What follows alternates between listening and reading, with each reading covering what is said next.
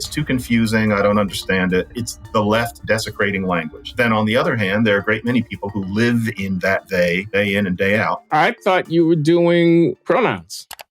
That's done. And so that'll come out in the spring. Yeah. But I got to ask you about that. Do you do the gender identity theme when you talk about pronouns? I do, especially in the chapter about the pronoun they. And I, jump into the whole history of all of this and linguistic aspect of all of it. And I'm in favor, but I also acknowledge... In favor of what? Excuse me. You're in favor of what? The new use of they to be non-binary and referential, as we call it. And so my girlfriend is in the hospital and they called me and asked whether I would bring them a soda. That new usage of they. That's something that's become established among people under a certain age, especially over about the past 7 or 8 years. And younger people can do it fluently, but it is now a way of speaking that is common, for example, among a lot of my students. And so Bill is downstairs. They're waiting for you. They said they've been down there for a long time. And they is Bill. You've heard this, the new they. And it's been, declared a word of the year by 2 organizations that chart things like that. So it's here. And some people just say, I'm not going to use they that way. It's too confusing. I don't understand it. It's wrong. It's the left desecrating language. Then on the other hand, there are a great many people who live in that they, day in and day out. So it was time for somebody to, somebody in the public position to write about it. And so part of Pronoun Trouble is to ride that wave. People are going to be interested in the new usage of they, what it means in the grand scheme of things.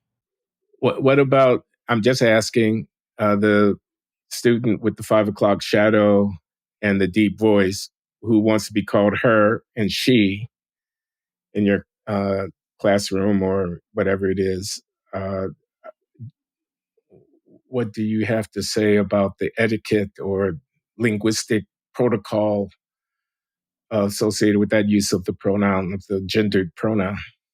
I don't write about that particular situation because, truth to tell, you read about it, but I, so far, haven't had any students or any young people in my life of that description, except maybe ones who are actually transitioning in a real way where pretty soon there's not even going to be any effort involved in saying she, something like that. But you're talking about something I saw more commonly 7 and 8 years ago, which is somebody born male, 5 o'clock shadow, but wearing skirts and sometimes, having a bow in their hair or something. And I remember thinking, this is new. But that person usually wants to be called they these days rather than she, in my experience. As far as I'm concerned, whatever they want to be called, they should be called, because what does it hurt? But you're making me think maybe I'll add a discussion of that on as I go through and revise.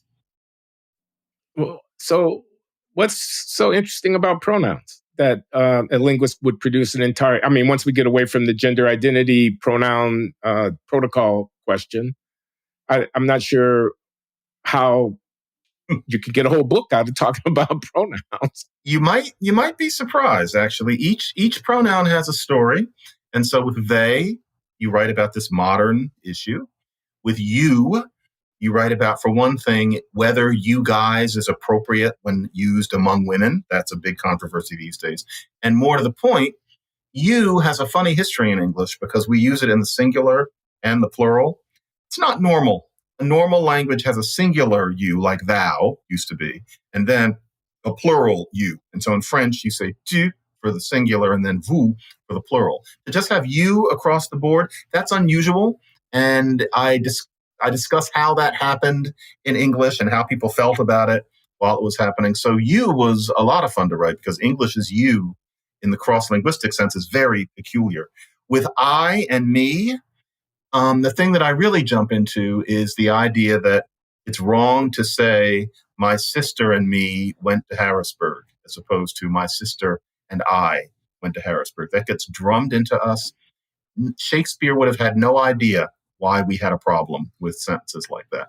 That's something, the idea that that's wrong only comes in about 300 years ago among certain self-appointed people who decided that you shouldn't say, my sister and me went to Harrisburg, because you wouldn't say, me went to Harrisburg.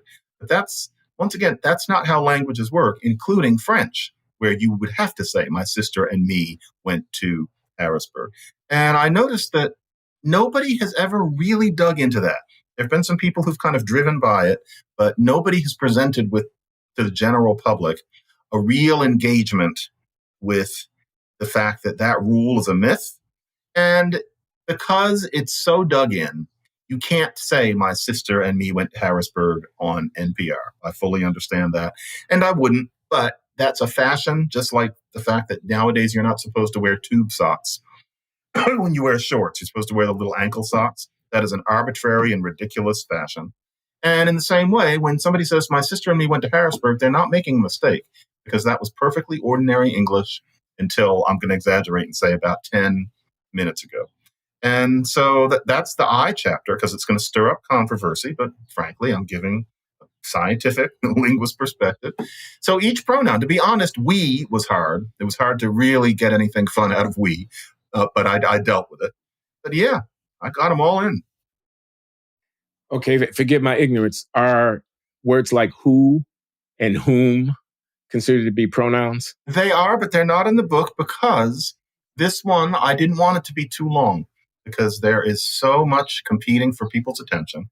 I figure if you go to the trouble to write a book, I, at this point, want it to be read. I don't want it to just be kind of a token of something that I managed to put out.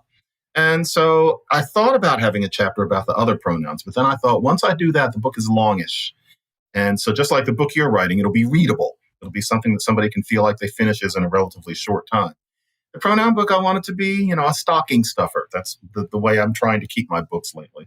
Because frankly, if a book is 350 pages long, almost nobody reads it unless it's an extremely urgent subject. And, why waste the paper?